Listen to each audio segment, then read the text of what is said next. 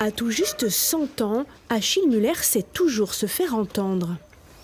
À mon commandement, reposez. Aou! Malgré les années, le colonel Muller n'a rien oublié de ce jour de 1945 où la guerre s'est arrêtée. Il avait 20 ans.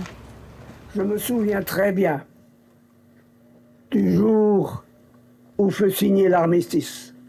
J'étais alors à Ipswich, dans le sud-ouest de l'Angleterre. Et nous étions là, une cinquantaine de camarades dans une baraque. Nous entendions à la radio que tout le monde dansait sur les places publiques. Nous n'avions aucune envie de danser. Nous pensions à ceux des nôtres qui étaient tombés en route. Le jour de la capitulation de l'Allemagne, il combat pour les Alliés depuis déjà 2 ans.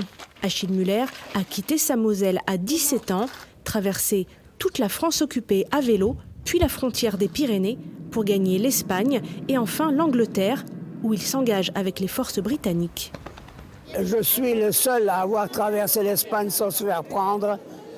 Je ne m'inquiétais de rien d'autre que d'arriver à Londres, d'entrer dans les parachutistes et de pouvoir libérer la France.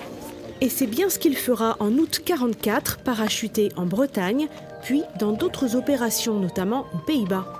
Un parcours et une détermination hors normes qui lui valent plusieurs décorations, dont la médaille de la Résistance et la Croix de guerre. Son épopée a fait de lui un héros.